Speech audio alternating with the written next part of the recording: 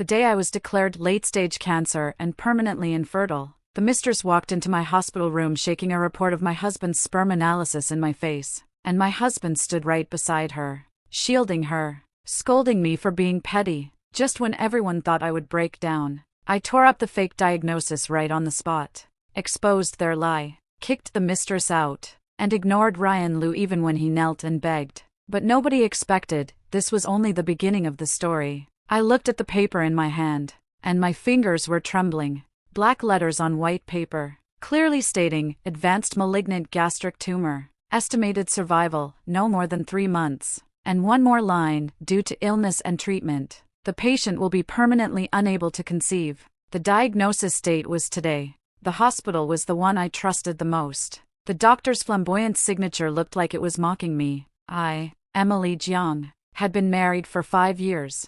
For a child. I drank Chinese herbal medicine for 3 years. Took countless injections. Went through IVF 4 times. Every time we failed, Ryan would hold me and say, "It's okay. We'll keep trying." But now this paper tells me, there's no more keep trying. There's no more time. There will never be time. Never. The door suddenly swung open. It wasn't Ryan. It was a young girl in a pink dress. Early 20s. Long curled hair. Glossy lip gloss shimmering under the light. She was holding a diagnosis report identical to mine and wiggled it playfully. "Emily, did I scare you?" she asked in a sweet voice, eyes sparkling with amusement. I didn't know her, but I recognized the necklace on her neck, the Van Cleef Arpels 4-leaf clover necklace Ryan claimed he lost at the airport last year. "Who are you?" My voice was hoarse, like a rusted bell. "My name is Mia Sun," she said, stepping closer. Her perfume filled the room. It was the scent lingering in Ryan's car these days. "Ryan didn't mention me? He said your health is poor and I shouldn't upset you." She tilted her head, smiling innocently. "But I think you deserve to know the truth." My head buzzed. Mia placed her report in front of me. Sperm motility analysis report. Patient, Ryan Liu. Result, normal. Excellent fertility. Recommendation, suitable for natural conception with partner. "Ryan doesn't have any problem," Mia said, tapping the paper with her finger. "You do, Emily." She leaned closer, lowering her voice, "and you're dying soon anyway. Isn't it a waste for you to keep occupying the position of his wife?" My hand moved before my mind caught up.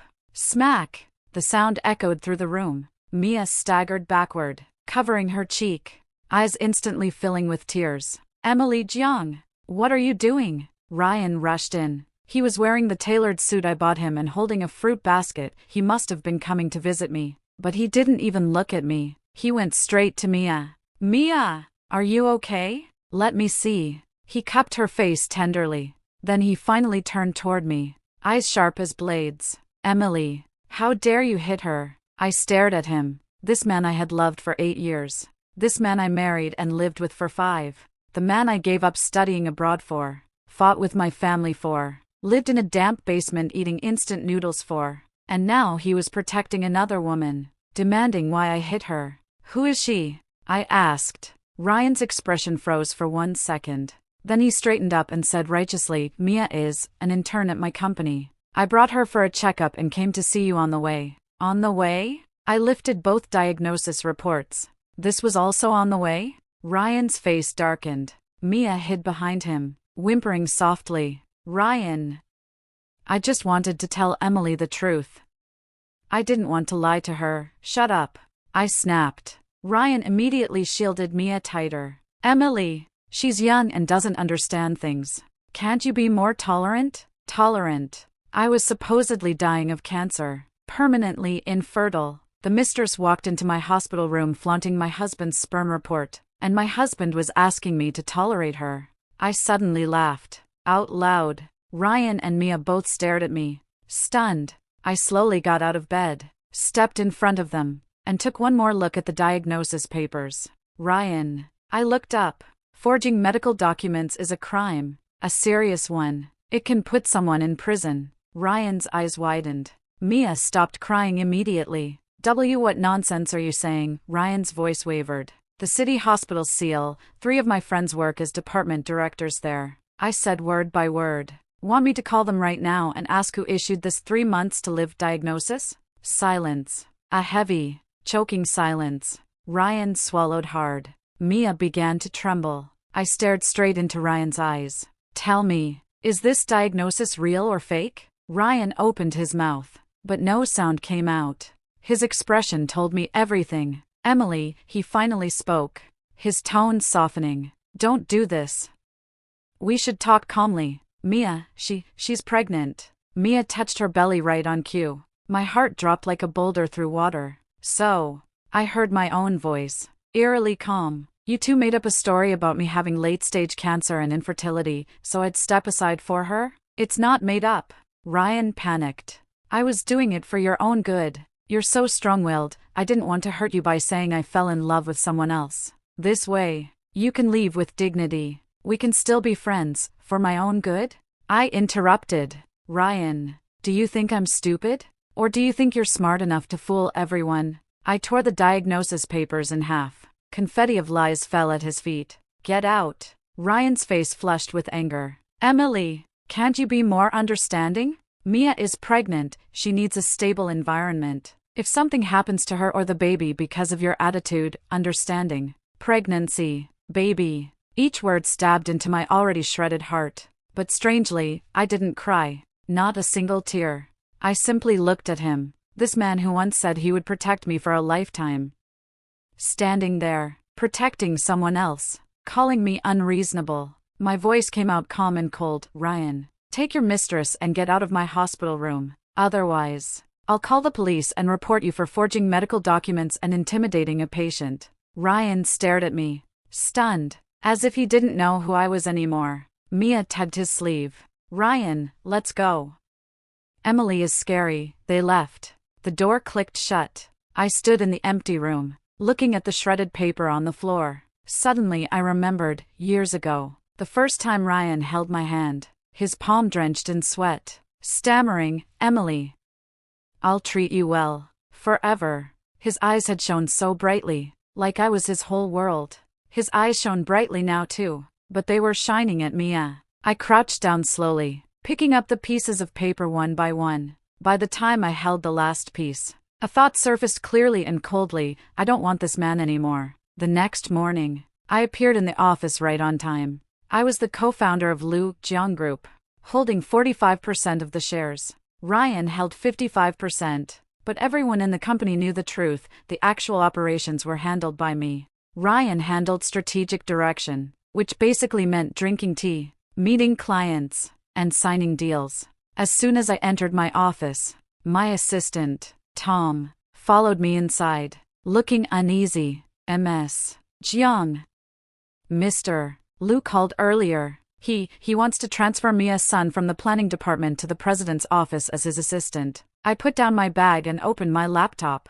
Bring me her resume. Tom returned with it quickly. I glanced at it. A mediocre college. Wrong major. 0 internship experience. Interview scoring, rated excellent by Ryan personally. How long has she been here? I asked. 3 months. She's supposed to get converted next month. But Mr. Lu approved her early conversion last week. What about her performance? Tom hesitated. The department manager said she barely completed any tasks. But Mr. Lu always gave her an A. I nodded, picked up the internal phone, and called the HR director. Director Lee. This is Emily. Notify me as son of the planning department due to suspected resume fraud and poor performance. The company has decided to terminate her. Compensation will be paid according to labor laws. Have her complete all exit procedures today. The phone was silent for 3 seconds. Ms. Jiang. Mr. Lu, if Mr. Lu has questions, he can talk to me directly. I hung up and dialed security. Send 2 guards to HR to supervise Mia's son's termination. If she makes trouble, escort her out. Tom stared at me wide-eyed. Ms. Jiang. Mr. Lu will be angry? I smiled. Let him be. Half an hour later, my phone rang. Ryan. I picked up. Said nothing. Emily, what the hell are you doing? His roar echoed across the entire floor. Why did you fire Mia? She's just a girl entering the workforce. Can't you be kinder? I pressed speakerphone and set the phone on my desk, continuing to read financial reports. Ryan. The company has rules. An unqualified employee gets terminated. Simple. Rules are made by people. I'm the chairman. If I say she's qualified, she's qualified. Then pay her salary yourself, I said calmly. Every cent in the company accounts belongs partly to me. I'm not using my money to support a deadweight. Mia's timid whimper floated through the phone. Ryan, it's my fault. I upset Emily. I'll apologize. Okay? Please don't fight. Ryan's voice softened immediately. Mia, don't cry. I'm here. Then, turning back to me, he barked again. Emily, did you hear that? Mia is willing to apologize. Can't you be more generous? She's young. Can't you just let her have some leeway? There it was again, generous. Leeway. Always aimed at me. I picked up the phone, turned off speakerphone, and held it to my ear. Ryan, listen carefully. First, this is a company, not your personal harem. If you want to play with women, use your own money. Don't touch company resources. Second, Mia's son is fired. Immediately. If she's still in the building by 3 p.m., security will escort her out. Third, I paused, then said slowly, if you yell at me one more time because of her, I'll initiate a shareholder audit to check how much company money you've spent in the last 3 months on her handbags, jewelry, and hotel suites. Silence. On the other end, even breathing paused. After a long moment, Ryan whispered, Emily, are you threatening me? I'm stating facts. Need me to send you the credit card statements? LV bags, Chanel dresses, Bulgari necklaces. You're awfully generous to an intern, Mr. Lou. I hung up. My hands trembled. Not from sadness, but from ice-cold anger. At 2 p.m., Tom came in. Ms. Jiang, Mia's son has completed termination procedures. She cried a lot when she left. Mr. Lou came to pick her up, and Tom placed a small box on my desk. This arrived at reception. It's a package for you. Sender, Mia's son. I opened it. Inside was a pair of black lace underwear, so sure it was practically transparent. A pink neon note lay on top. Ryan says I look best in these, so I'm giving them to you. Emily. Tom's face flushed with outrage. Ms. Jiang, this is insane. I'll throw it away. No. I closed the box and handed it back to him. Shred it with the office shredder. And then, I added, send Mia's son a lawyer's letter on behalf of the company. Charge her with sexual harassment and sending obscene materials, infringing upon my personal rights. Tom froze. But, Mr. Lou, just do it. I said, if Mr. Lou asks, tell him I filed it personally. It has nothing to do with the company. Tom nodded fiercely and left with the box. I turned to my computer. The quarterly report was on the screen. Revenue had dropped 30%. Ryan had closed several big deals, but the profit margins were suspiciously low. The partner companies were newly registered. A quick search showed the ultimate shareholder's last name was Sun. Ryan was using company money to support Mia's entire family. Unbelievable. Before leaving work, Ryan stormed into my office. He carried an orange Hermes box. Face tight, he set it on my desk. Emily, we need to talk. I closed my laptop. Say it. Mia acted immaturely. I didn't consider everything. His tone was stiff, clearly rehearsed. She's young and naive. Don't hold it against her. This bag is my apology on her behalf. I opened the box. A brand new Birkin, metallic gray, value, at least $30,000. Bought with company money? I asked. Ryan's face darkened. I used my own. You have $30,000 in your personal account? I laughed. Ryan, I pay your credit card bill every month. What personal money do you have? He said nothing. Take it back.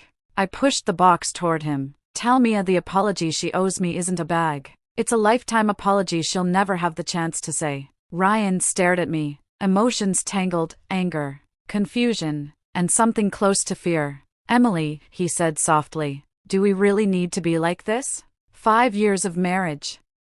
Don't you care at all? I did care. I stood, but while I cared, you were sleeping with someone else. His face went ghost white. He grabbed the box and headed for the door. But at the doorway, he paused. Without turning around, he muttered, Emily, you'll regret this. The door closed. I stayed still for a long moment. Regret? The only regret I had was ever thinking he was worth loving. But I didn't say it aloud. Because true revenge wasn't yelling. It was taking back everything he stole from me. One piece at a time. 3 days after Mia's lawyer letter was sent, Ryan's mother, my mother-in-law, suddenly called me. She didn't ask how I was. She didn't even say hello. She started with a shriek, "Emily Jeong, what is wrong with you? Mia is such a sweet girl, are you trying to drive her to death?" I turned on the call recorder. My voice stayed calm. "Mom, what did Mia tell you? She said you fired her. You're suing her. She just got pregnant and the stress made her fall this morning. She's at the hospital now trying to keep the baby." My mother-in-law screeched. "Ryan told me everything. You've been bullying Mia from the start. Emily, you can't have children yourself. And you still won't let another woman carry a baby for the Liu family? How can you be so vicious?" My fingers tightened around my phone. "Mom, first of all, Mia is the mistress. She ruined my marriage. Second, she performed terribly at work. So firing her is reasonable and legal. Third, she mailed me obscene items. I'm suing her for harassment. Justified." "What mistress? Ryan said your relationship was already dead. Mia is his true love now," she yelled. "I'm warning you. Emily, the baby in Mia's belly is the Liu family's grandchild. If you dare touch her, I will never forgive you." She hung up. I sat in my office, staring out at the gray sky. It looked like rain. 10 minutes later, Ryan barged into my office, eyes bloodshot. "Emily, are you happy now?" He slammed his phone onto my desk, screen shattering. "Mia fell. She's in the hospital. The doctor said she needs to stay in bed. If anything happens to the baby, you what?" I looked up. "Kill me?" Ryan choked. "How did she fall?" I asked. "On the stairs at home. She said she had a nightmare. You were forcing her to jump, and when she ran away, she slipped." Ryan's voice rose in anger. "Emily, can't you show any sympathy? She's pregnant." Pregnant. Sympathy. He wanted me to sympathize with his mistress. I stood up. "Ryan, take me to the hospital." He froze. "You want to do what?" "See her," I said. "She's pregnant with your child, isn't she?" Ryan's eyes grew wary. "Don't you dare hurt her. In a hospital full of people? What do you think I can do?" I grabbed my coat. "Let's go." On the drive there, Ryan stayed silent. I stared out the window. My mind replayed the past, years ago. He drove an old beat-up second-hand car, but still held my hand at every red light. He once said, "Emily, when I get rich, I'll buy you the best car." Now he drove a Bentley, and the passenger seat that used to hold only me held Mia too. Maybe others as well. Men. What a joke. At the hospital, we went to the VIP floor. Ryan opened the door. Mia lay on the bed, left leg wrapped in a cast and raised high. The moment she saw me, she shrank back dramatically, tears pooling. "Emily, please don't come near me." I know I was wrong." Ryan rushed to her side. "Mia, don't be scared. I'm here." Then he glared at me. "Look at what you've done to her." I looked at her injured leg. Then I laughed. "Mia," I asked, "your left leg is broken?" She sniffled and nodded. "Then why?" I stepped closer. "Is your right foot moving?" Mia froze. Ryan blinked and looked down. Her right foot, sticking out from under the blanket, was wiggling, curling and uncurling unconsciously. A natural reaction to tension. But someone with a real fracture, especially one with the leg elevated like that, wouldn't reflexively move the other foot like that. "And another thing," I continued. "A fractured leg is raised high to reduce swelling, above heart level. But yours is barely elevated. Like a prop." Ryan's face began to change. Mia stammered. I pointed at the cast. "Real plaster has wrapping marks, texture, imperfections. Yours is perfectly smooth, like a mold." I tapped it. A hollow thunk echoed. "Real cast sounds solid, not hollow." "Mia," I said, meeting her eyes, "your leg is perfectly fine, isn't it?" Silence. Mia stopped crying. Ryan stared at her, speechless. "Ryan," she burst into tears again. I didn't mean to lie. I was just scared. Emily keeps attacking me." I had no choice, so you pretended to break your leg? Ryan's voice shook. I didn't lie. I did fall. I just didn't break anything. Mia grabbed him. I just wanted you to stay with me more. Ryan pushed her hand away and stepped back. He looked at me, dazed, like his world was cracking. I stared back calmly. Ryan, I said, do you believe it now? She lied to you from the start. The fake diagnosis. The fake pregnancy. Now a fake injury. What's next? Ryan's face went gray. He stared at Mia, the girl he claimed he would protect forever, now sobbing. Eyes darting everywhere but his face. Mia, his voice was hoarse. Did you really lie to me? I didn't, she screamed. Ryan, who do you believe, me or her? I'm carrying your baby. Baby. Ryan's eyes softened again instantly. Of course. Men and their legacy. As long as a woman claimed to be pregnant, they forgave anything. Pathetic. I turned to leave. Emily, Ryan called after me. I stopped and looked back.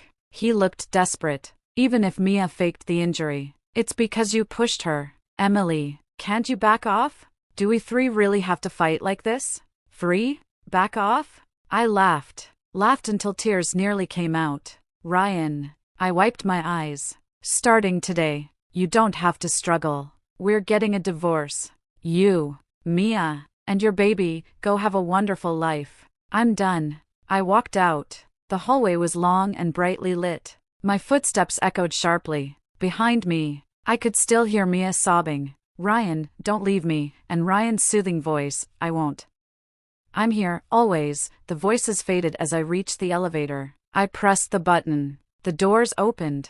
Empty. I stepped inside and turned around. Down the hallway, the hospital room door stayed shut. Just like my marriage. Shut. Completely. The elevator doors slid closed. In the last sliver of light, I almost saw the Ryan from many years ago, a boy in a white shirt, running toward me with a bright, shining smile. Emily, I'll treat you well forever. The sunlight had been warm then. His eyes had been bright enough that I believed in forever. The elevator descended. 8, 7, 6. I closed my eyes. Goodbye, Ryan. Goodbye, my love. Goodbye, Emily Jiang, the girl who once believed in forever. I had my lawyer draft the divorce agreement overnight. Ryan held 55% of the company. I held 45%. The company was valued at around 200 million renminbi. We would divide assets proportionally. We own 3 properties acquired after marriage, all under my name, but Ryan could still take half under marital property law. When everything was calculated, Ryan could walk away with roughly 120 million. Enough for him and Mia to burn through for a lifetime. But I knew he wouldn't sign. Because he didn't want half. He wanted all of it. The next morning, before I even got to the office, Ryan called. Emily, I read the divorce agreement, he said, sounding eerily calm, like he was negotiating a business deal. I think the distribution is unfair. What part is unfair? The company was founded by me. You only joined later. Keeping you at 45% was already me being sentimental. He continued. If we divorce, you should leave the company. I'll buy back your shares at your original investment value. You put in 5 million. I'll give you 10 million. That's generous enough. I laughed. Ryan, the Liu Jian Group is worth 200 million. My 45% is worth 90 million. You think 10 million is generous? You can forget about the divorce. He suddenly shouted. Emily, I'm telling you, I won't agree. So stop dreaming. Why not? I asked. Because I'm your husband. Because we haven't reached that point yet. He took a breath, lowering his tone. Emily, I know I messed up. I'll break things off with Mia. Okay? Just give me another chance. We can start over. Break things off? I asked quietly. What about the baby she's carrying? Get rid of it. Ryan said without hesitation. I'll give her compensation and send her away. My heart grew cold. Yesterday in the hospital, he swore he would never leave her. Now he was telling me to wipe her out of existence with a check. A man with no loyalty, no conscience, no boundaries. Ryan, I asked, does Mia know that's what you're planning? Silence. Emily, she doesn't need to know, he said in a low voice. Just come back. As long as you return, I'll do anything. After all these years, Can you really walk away that easily? Yes. My voice was steady. I walked away the day you forged that diagnosis and tried to force me out. You, take your time with the agreement. I cut him off. If you don't sign in 3 days, I'll file for divorce in court. I hung up, then blocked his number. Peace at last. But I knew Mia wouldn't let things stay peaceful. Sure enough, that afternoon, I got a multimedia message from an unknown number. A photo. Mia sitting in a hospital bed, posing with her phone. Behind her was Ryan's silhouette, standing by the window, talking on the phone, looking gentle. Caption, Emily. Ryan says he loves me the most. He tore up your divorce agreement. He said he'll never divorce you. He'll drag you with him for life. I stared at the photo for a long moment, then saved it, sent it to my lawyer. Evidence. Use it for the lawsuit. My lawyer replied almost instantly, understood. One more thing. Ryan transferred $30 million from the company account this morning. My eyebrows rose. Reason? He labeled it as project prepayment. But the contracting company is an empty shell. Registered owner, Mia's father. I almost laughed. So fast. Call the police. I said. Report him for embezzlement. MS. Jiang, since Ryan is the chairman and has transfer authority, the police may not accept the case, then we use a shareholder lawsuit. I said. I'm suing him for harming company interests. File for property preservation. Freeze the $30 million. Understood. I'll proceed immediately. I put my phone down and walked to the window. Below, cars rushed by. People hurried along the sidewalks. The world kept spinning. Love, betrayal, breakups, rebirth. I once thought Ryan and I would grow old together. But for two people to grow old together, both have to keep walking. If one person lets go, the other falls hard, but still has to climb up alone. Because no one will come to lift you. Not anymore. At 7 p.m., after overtime, I went to the underground parking garage. When the elevator doors opened, I saw them. Ryan and Mia. Mia sat in a wheelchair, her fake cast still on, but looking quite energetic. She was giggling up at Ryan. Ryan leaned over slightly, listening intently. The picture of tender devotion. What a sweet little scene. I walked straight toward my car. Emily, Ryan called out. I didn't stop. He abandoned the wheelchair and hurried after me, blocking my path. We need to talk. About what? I asked. How you're using company funds to support your mistress's whole family. Ryan's face twitched. Mia pushed her wheelchair forward. Emily, don't blame Ryan. My dad's company needed cash flow. Ryan was just helping. I sneered. Mia, your dad's company is a shell corporation with no actual business for 3 years. Suddenly needing $30 million? What for? A gambling trip to Vegas? Color drained from her face. Ryan snapped. Emily, you investigated Mia? I investigated the company funds. My eyes were cold. Ryan, $30 million is enough to put you behind bars. You're threatening me? I'm stating facts. I pulled a document from my bag and slapped it against his chest. This is the shareholder lawsuit filing. It goes to court tomorrow morning. The $30 million will be frozen. And you, and Mia's father, will be under investigation. Ryan's hands trembled as he held the papers. Mia panicked, gripping his arm. Ryan, what do we do? My dad will go to jail. Now you're scared. I asked quietly. You should have thought of that before stealing. Emily. Ryan's eyes burned red. Do you have to be so heartless? Heartless? I laughed. Ryan, the moment you cheated, this ending was set. I turned away. Emily, Mia suddenly shrieked. You think you're winning? I'll tell you something, Ryan never loved you. He told me you're cold, boring, and dead in bed. He said only with me does he feel like a real man. I stopped walking, slowly turned around. Mia looked triumphant. Ryan looked horrified. Is that so? I asked softly. Ryan, you poor thing. So much suffering. Ryan's mouth opened, but nothing came out. It's okay. I smiled. Starting today, you won't have to suffer anymore, because I'm done with you. I opened my car door. Mia was still screaming, Emily, stop pretending to be superior. You're just a dumped woman. Ryan chose me. Me. I closed the door, started the engine, backed up and drove away. In the rearview mirror, Ryan stayed frozen in place. Mia flailed her arms like a deranged clown in her wheelchair. Smaller, smaller, gone. I lowered the car window. Night wind blew in, a little cold, but I had never been clearer. From today on, Emily Jiang lives for herself. The day after the shareholder lawsuit was filed, Ryan's mother, my mother-in-law, showed up at my home. Not the marital home. I had already listed that house for sale. She somehow found the address of my private apartment, property I bought before marriage. A place Ryan had never even set foot in. She waited downstairs at dawn. The moment she saw me, she rushed up and grabbed my arm. Emily Jiang, you heartless woman. You're trying to send my son to prison. I shook her hand off. Mrs. Liu, if you have something to say, say it. Don't touch me. Don't call me mom. I don't have a daughter-in-law like you. Her spittle practically flew at my face. You're suing Ryan? On what grounds? The company is his. The money is his. You've been leeching off him for years even though you can't give him a child. And now you dare take him to court? Can't give him a child. That phrase again. She had said it for years. Every family gathering. Every failed IVF cycle. Every time I forced myself to swallow herbal medicine. She always said, Emily, a woman who can't have kids is no better than a useless chicken. And Ryan never defended me. He only told me later, she's old-fashioned. Don't take it to heart. But now? I was done swallowing anything. First, I said coldly, Ryan and I founded the company together. I invested both money and work.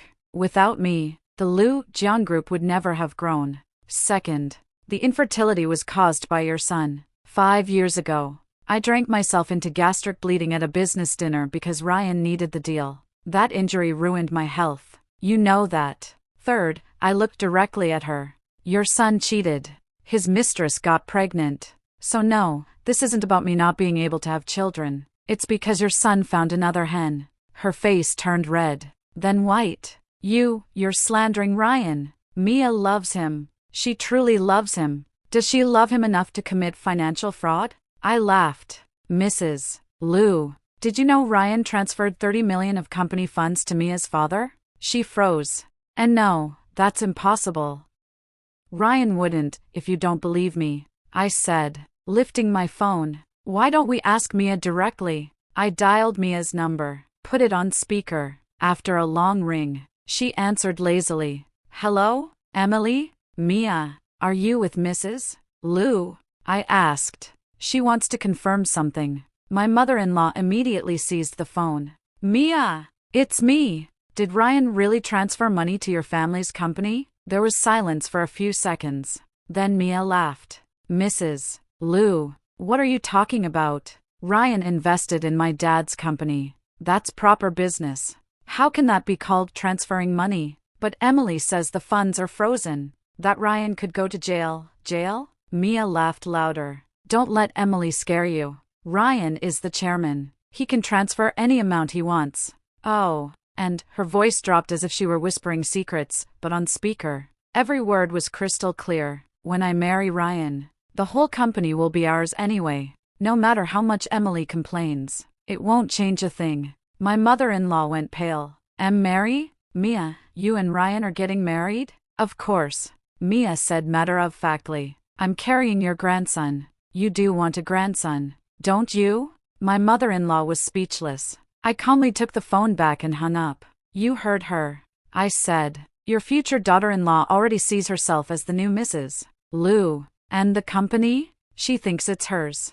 My mother-in-law swayed like she might faint. After a long moment, she grabbed my hand with desperation. Emily, I was wrong. I shouldn't have treated you that way. Please, don't send Ryan to jail. Tell him to return the money.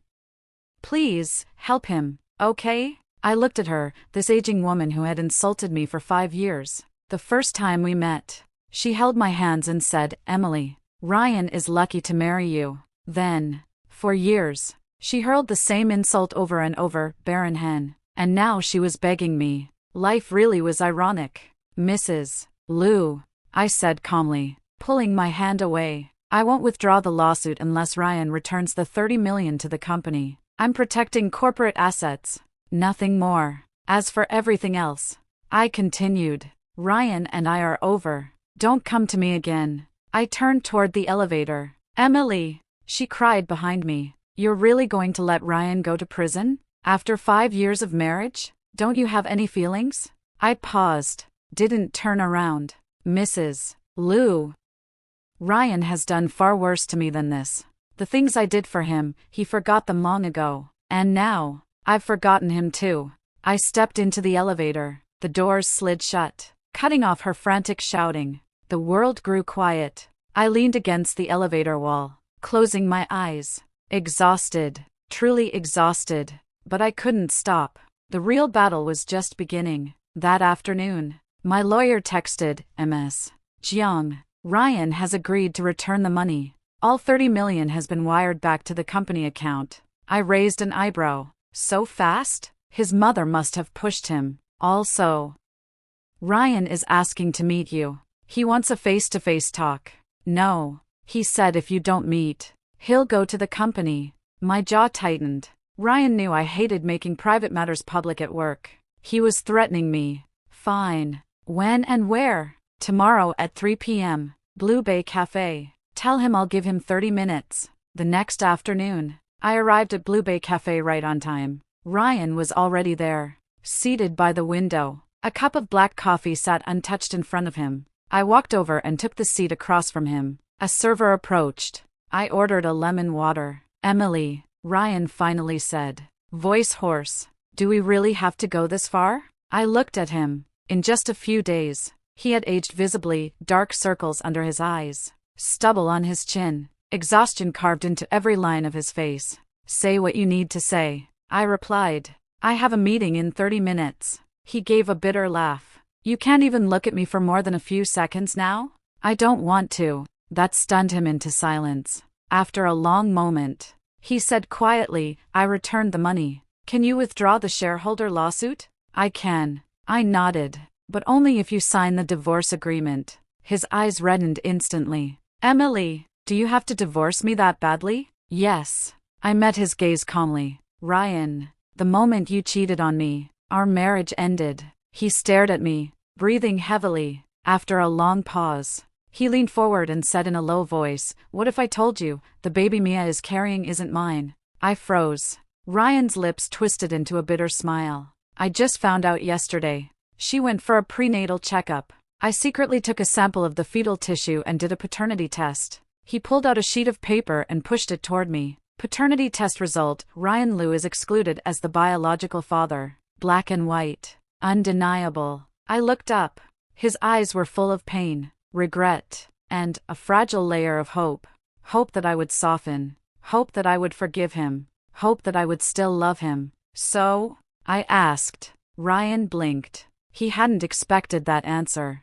So I was tricked. He stammered. Emily, everything was a lie. The diagnosis, the pregnancy, the injury, she fooled me. She fooled me completely. I was stupid. I know I was stupid. Emily, I'm begging you, give me one more chance. Let's start over, okay? My lemon water arrived. I took a sip. It was sour. Ryan, I said, putting the glass down. Mia lying is her fault, but you cheating was your choice. I was seduced. She told me she admired me. She said you were too strong, too serious, she couldn't breathe around you. Classic cheating man excuses. I interrupted. Don't blame a woman for your lack of self-control. You chose to betray me. Ryan's face turned chalk white. Emily, please, his voice cracked. Just one chance. I swear, I'll never make the same mistake again. I already gave you chances. I said. From the first time you came home late with a perfume smell. From the time you changed your phone password. From every moment you grew colder. I waited for you to be honest. But you lied. Again and again. I stood up and picked up my bag. If you sign the divorce agreement, we can part peacefully. If not, see you in court. I turned to leave.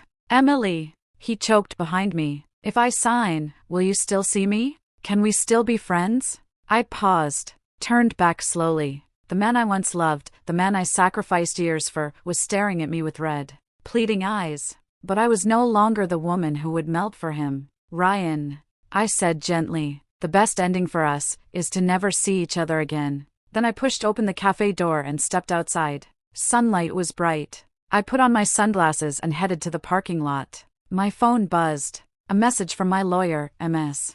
Jiang. Ryan just signed the divorce agreement. It is officially in effect. I stared at the text for a while, then deleted Ryan's contact. Every number, every message, every trace. From today on, he was just a stranger, and I was reborn. Thank you for watching this video. If you have any thoughts about this story, feel free to share them in the comments section. Here is Roses and Love, sharing stories about marriage and women every day. See you tomorrow.